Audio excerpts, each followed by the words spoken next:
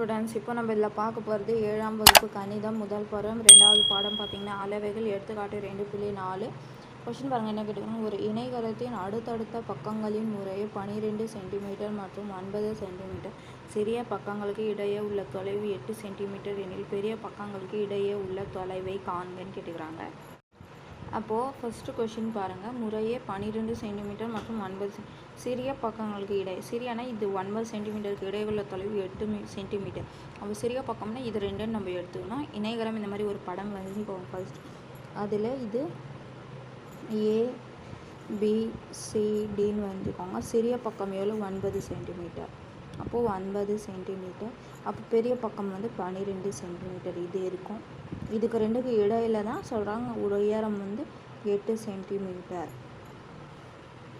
அப்போது நம்ம இது ரெண்டுத்துக்கு எவ்வளோ தொலைவு இருக்குன்னு நம்ம கண்டுபிடிக்கணும். அப்போ பாருங்கள், இணைகரத்தின்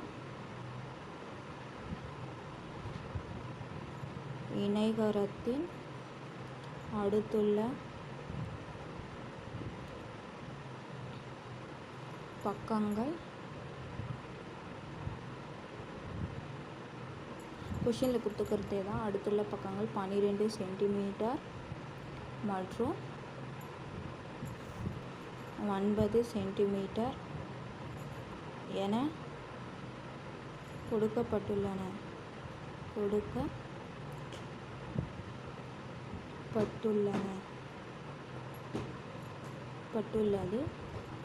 பாருங்கள், நம்ம சிறிய பக்கம் எடுத்துக்கிட்டிங்கன்னா இது அடிப்பக்கம், இது உயரம், ரெண்டுமே தெரியுமா? அப்போது இதுக்கு பரப்பளவு கண்டுபிடிக்கலாம். பரப்பளவு கண்டுபிடிச்சிட்டிங்கன்னா அப்போ இதுக்கும் பரப்பளவு அதே தான் வரும். அது வச்சு நம்ம ஃபார்முலா அப்ளை பண்ணி கேன்சர் கண்டுபிடிச்சிக்கலாம். அப்போது பாருங்கள், நாம் சிறிய பக்கத்தை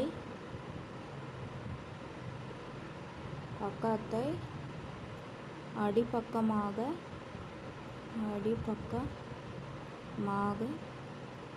கொண்டால், அதாவது அப்போது B வந்து அடிப்பக்கத்தை குறிக்கும். அப்போ அடிப்பக்கம் வந்து நம்ம இது எடுக்கலாம். அப்போ அடிப்பக்கம் 9 சென்டிமீட்டர் எனில் சிறிய பக்கங்களுக்கு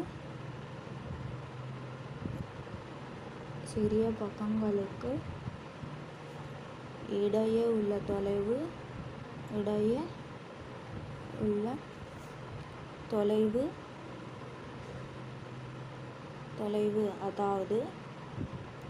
அதாவது தொலைவு என்ன குறிப்போம்? H.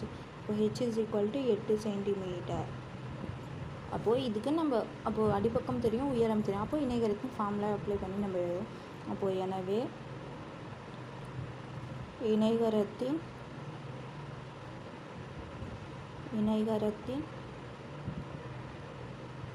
பரப்பளவு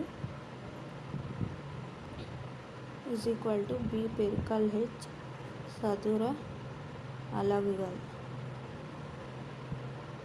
அப்போது B என்னது 9, பெருக்கல் H என்னது 8 சென்டிமீட்டரில் சொல்லியிருக்கனால இது சென்டிமீட்டர். அப்போது 9 8 பார்த்திங்கன்னா 72 சதுர சென்டிமீட்டர். அப்போ நம்ம பரப்பளவு கண்டுபிடிச்சிட்டோம். அப்போ பரப்பளவு கண்டுபிடினா இதுக்கு உயரம் கண்டுபிடிக்கிறதுக்கு நம்ம இது வந்து அடிப்பக்கம் வச்சுக்கினா அடிப்பக்கமும் நம்ம பரப்பளவு வச்சுக்கினா ஆன்சர் கண்டுபிடிக்கலாம். பாருங்கள், இந்த பாயிண்ட் எழுதுங்க. நாம்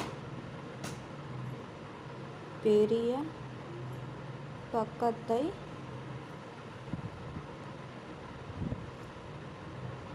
அடிப்பக்கமாக கொண்டால்,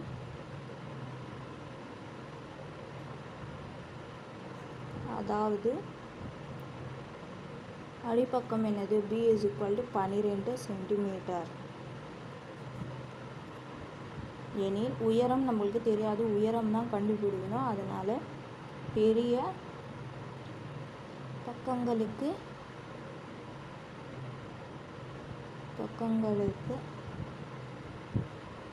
இடையே உள்ள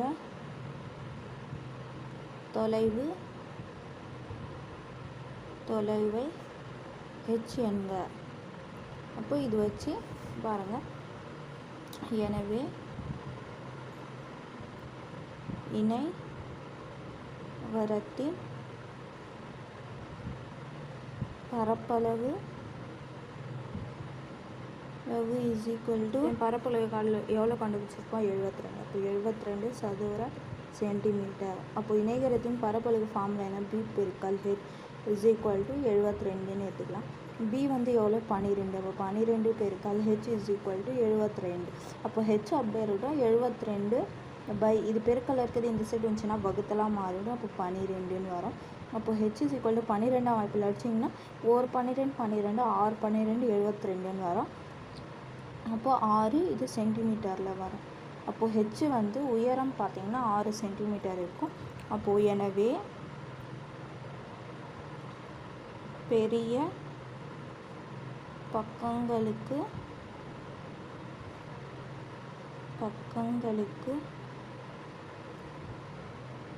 இடையே உள்ள தொலைவு 6 சென்டிமீட்டர் ஆகும். பாருங்க இதுக்கு எப்படி படம் வரோன்னா இது ஏ, இது பி, இது சி, இது டி. இது ஒரு பக்கம்னா இதுதானே. அப்போ இது 12 சென்டிமீட்டர். இது ஹெச் தான் நம்ம கண்டுபிடிச்சோம்ல, அதனால் இது ஹெச் எவ்வளோ கண்டுபிடிச்சோம் 6 சென்டிமீட்டர். அதுக்கப்புறம் இன்னொரு பக்கம் 9 சென்டிமீட்டர். புரிஞ்சுதுங்களா? இந்த படம் கூட போட்டுக்கோங்க. அவ்வளோதான் இதுக்கு ஆன்சர். ஹெச் தான் கண்டுபிடிச்சோம். புரிஞ்சுதுங்களா?